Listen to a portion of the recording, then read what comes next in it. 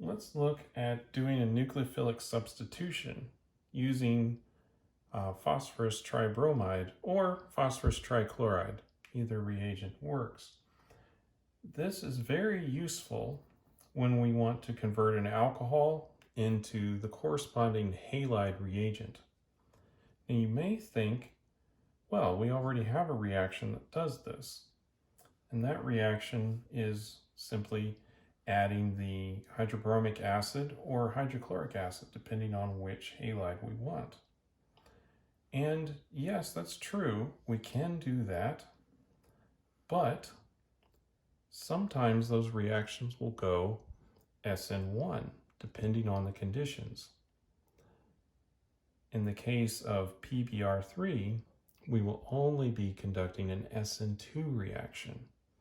And that has advantages, especially when we have chiral species. We can also use this to help control what the products are. We could use this as an intermediate in our reaction schemes to flip the chirality, because remember, SN2 causes the chirality to change. And then we could change it back with another SN2 reactions if we wanted, or perhaps we wanted that configuration anyway. So this is a very useful reaction to take an alcohol and turn it into the corresponding alkyl halide. And again, we could do this with either phosphorus tribromide or phosphorus trichloride, depending on which one we want to use.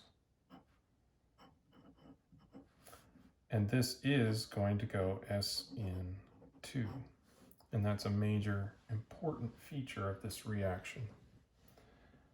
So let's consider what will happen when we conduct a reaction using PBr3. So let's say we have this alcohol.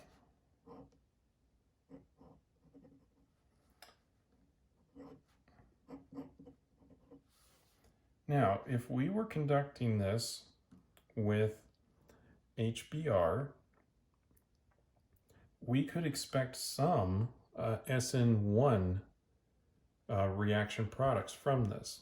And we may be able to set up the conditions such that, if we're using very concentrated HBr, we would try to push it more towards SN2, but some of this will react SN1, and we'll get a racemic mixture from that portion, which will degrade the amount of enantiomerically pure substance we would get. Also, the yields from PBr3 tend to be quite good. And we'll run this reaction in diethyl ether.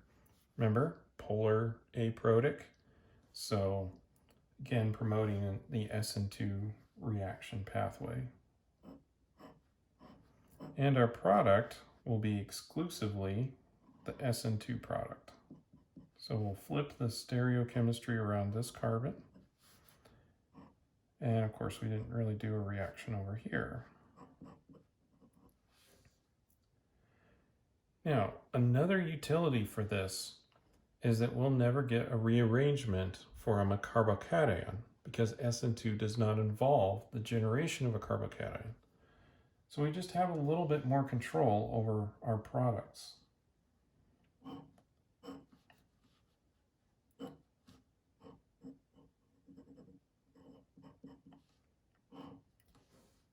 So if we were to start off with this substrate and we added hydrochloric acid to it, we could expect a significant portion of our yield to put the chlorine on this carbon because it went SN1.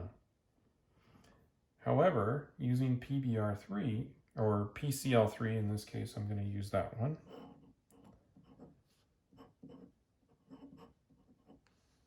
And we'll stick with our ether. We will not get a rearrangement and we will flip the chirality, but we'll maintain our chiral center. And these are quite useful in synthetic processes. Now, why does it actually maintain the chiral center? Well, it has to do with the mechanism. You may be wondering, how does that go? Well, let's look at it right now. So, start off with our substrate, and we've got some electrons on this alcohol, and we've got PCl3. Now, chlorides and bromides are a little bit electronegative, so that's going to make this phosphorus a little bit more positive. So, we have a nucleophile right here. That's our alcohol. Let's say, wait a second. I thought we were substituting chloride here, but this is the nucleophile? Yes, there's actually two SN2 steps in this process. So we're going to have our alcohol attack the phosphorus, and then one of our chlorides will leave. Really could be any one of them. And this is the first SN2 in this mechanism. Next, we'll form this product.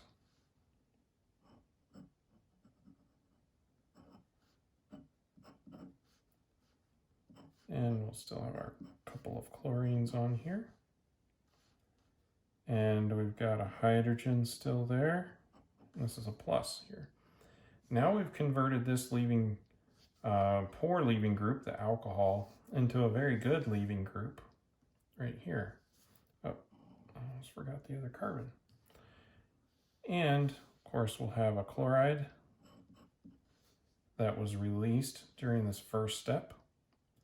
Now we'll use that chloride to do our backside attack, and our leaving group will leave in another SN2 reaction, which will form our product.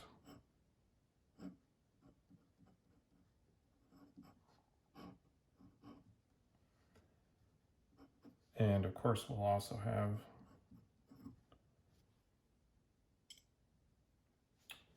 the phosphorus species here, right there.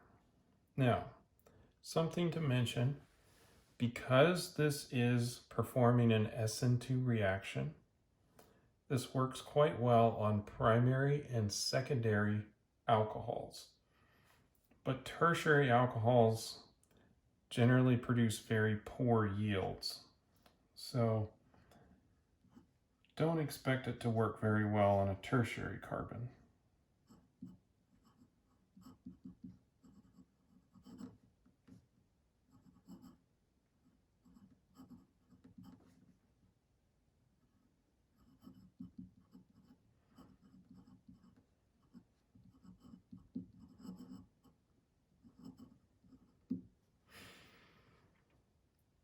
This is unlike our HBr HCl, because if we were to use a tertiary alcohol there, it would just switch over to using the SN1 reaction, and it could still go forward.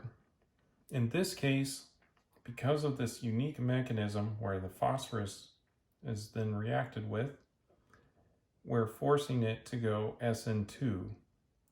So when we move to a tertiary alcohol, we can expect to have a very poor yield in those situations.